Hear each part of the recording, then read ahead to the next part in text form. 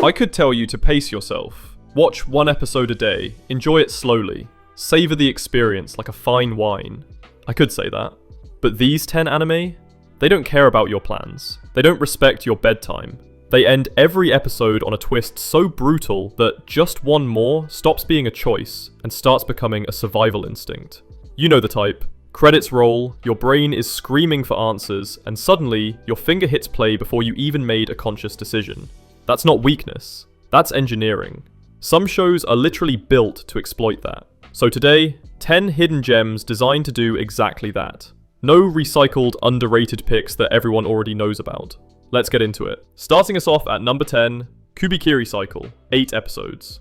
That's it. You could finish this during a long lunch break if your boss isn't looking. It's a locked room murder mystery on a private island full of geniuses. A painter, a fortune teller, a computer prodigy.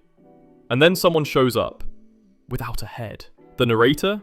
A guy who calls himself completely average and claims to specialize in nonsense.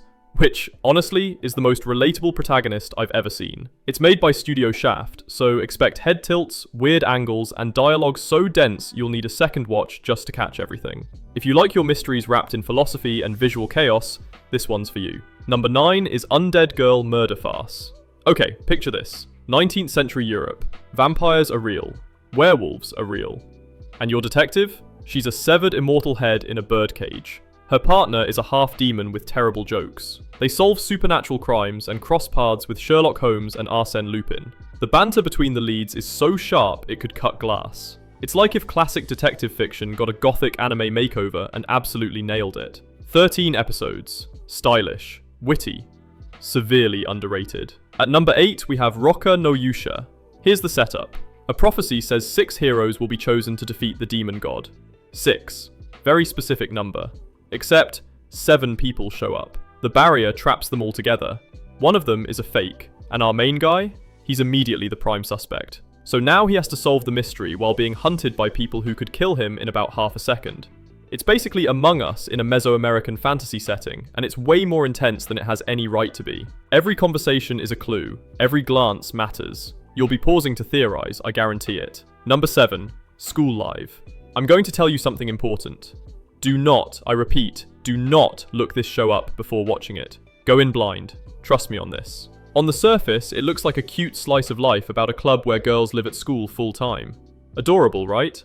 Yeah, about that. Episode 1 has a twist that completely reframes everything, and I mean everything. The show plays with visual perspective in a way that'll mess with your head. You'll catch yourself re-watching scenes just to see what you missed the first time. It's only 12 episodes, and honestly, worth every second of emotional damage. Coming in at number 6, Inuyashiki. What if a frail, terminally ill 58-year-old man got alien robot powers? What if, at the exact same time, a bored teenage sociopath got the exact same powers? One uses them to heal people. The other murders entire families because it makes him feel something. This show is fast. 11 episodes, no filler. Just a geriatric superhero trying to stop a teenager who can kill people by pointing his finger and saying bang. It's brutal, it's emotional, and the ending hit me like a truck. Fair warning, it's not a comfortable watch. But you won't be able to stop. Halfway through at number 5, Deca-Dence. This one looks like an Attack on Titan clone. Humanity lives in a giant mobile fortress, fighting monsters struggling to survive. Standard setup, right? And then episode 2 happens.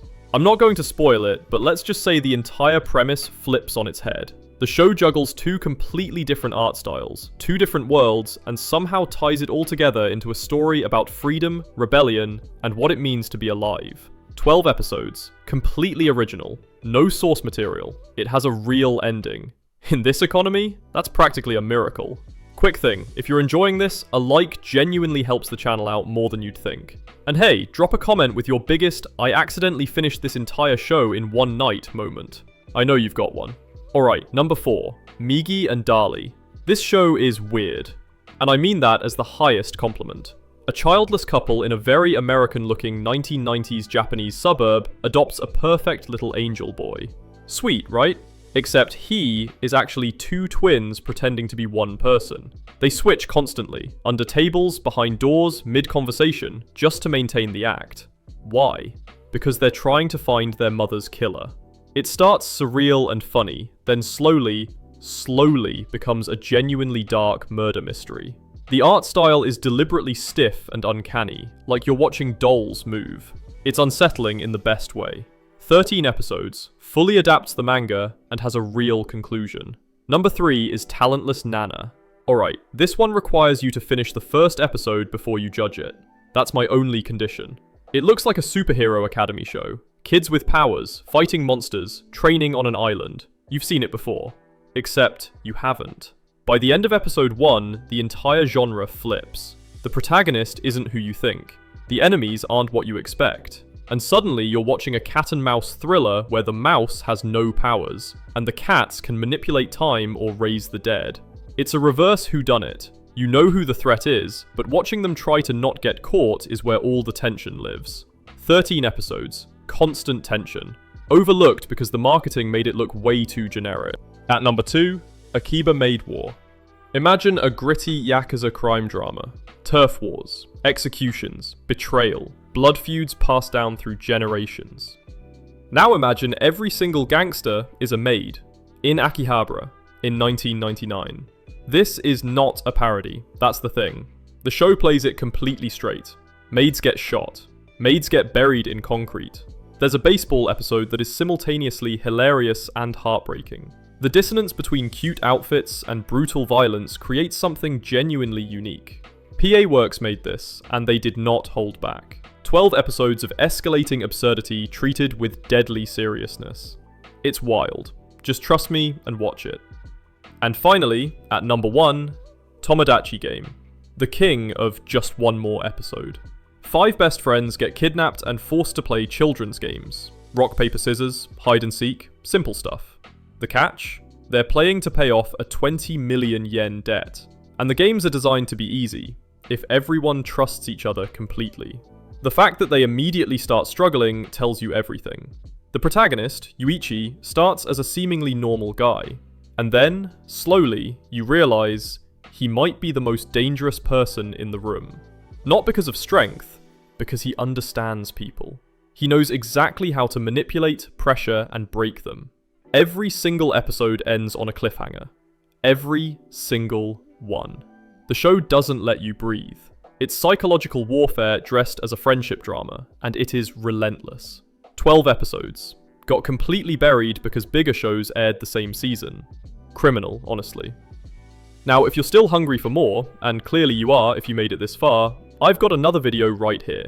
10 hidden anime I couldn't stop thinking about for weeks. Different vibe, same obsession potential. Hit subscribe if you haven't already, and I'll catch you in the next one.